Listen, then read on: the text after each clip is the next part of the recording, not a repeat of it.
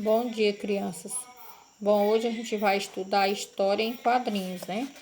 Aí bem aqui tem assim, ó, nesta unidade você vai participar de atividades orais. Então, nós sabemos que na unidade, no decorrer da unidade, nas atividades, nós temos as atividades orais, né? Porque a gente vai discutir, né? Discutir o assunto.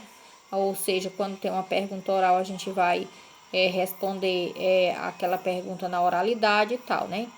Então, vem aqui, ler e interpretar histórias em quadrinhos. Então, nós temos que conhecer o gênero história em quadrinhos, para poder a gente ler e interpretar história em quadrinhos. Por exemplo, reconhecer balões de fala, né? E também aprender a produzir individualmente balões de fala para a história em quadrinhos.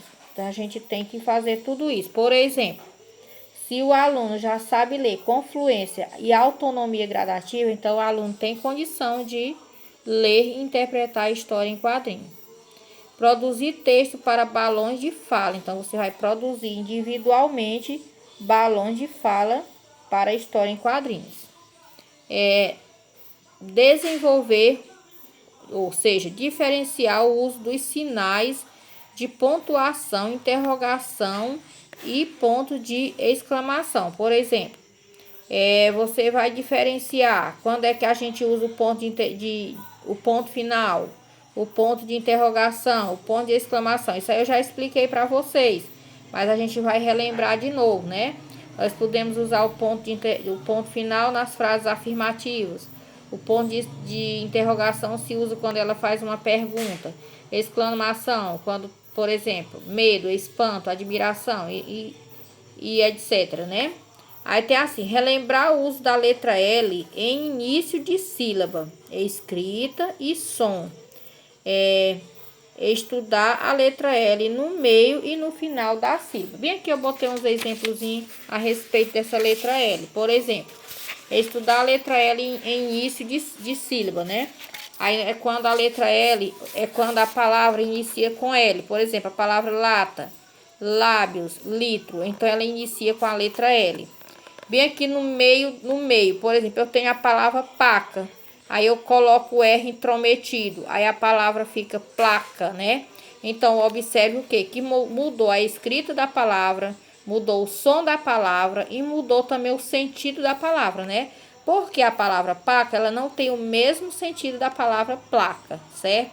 Então, quando eu escrevo o L entre uma consoante e uma vogal, esse L nós chamamos de L intrometido. Então, nós vamos estudar o L no início de palavra, no meio da palavra, que ele fica sendo L intrometido, e também no final da palavra, como a gente vai ver bem aqui. No final, por exemplo, a palavra Natal. Veja que o som também do L mudou, né? Quando eu leio Natal, é como se bem aqui no lugar da letra L tivesse a vogal U. No lugar da consoante L tivesse a vogal U, né? Farol é como também se no lugar da consoante L existisse a vogal U. Então, bem aqui o L ele muda de som. Então, veja quantos sons tem o L, certo? E quando o L é usado em início de palavras, como na palavra lata, ele tem um som. No meio, que a gente chama de R intrometido, ele tem um outro som. Por exemplo, eu dei o exemplo aqui da palavra paca. Aí eu escrevi placa, né? Coloquei o L no meio, entre uma consoante e uma vogal. Então, ele tem um outro som, um outro significado. E a escrita também muda, né? Na palavra Natal, o som dele já é diferente, né? Farol e assim sucessivamente. Continuando aí, né? Nós vamos ver bem aqui, observar mais essa cena, né? Essa cena dessa história em quadrinho. Então, observe aí o menino lendo uma historinha, certo? Bem aqui ele tá lendo uma historinha, certo? Aí, observe aí a imagem bem direitinho. A imagenzinha da cena, certo? Aí, bem aqui ele pergunta assim: há muitos jeitos de registrar histórias. Que tipo de história o garoto da cena está lendo? Então, agora, nesse momento, nós estamos falando em que tipo de história. É só você observar aqui direitinho qual é a historinha que ele está lendo. Como é que a gente chama essa historinha? Aí, bem aqui.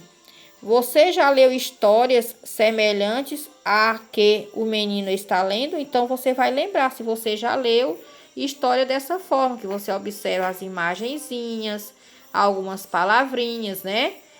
Certo? Aí, continuando.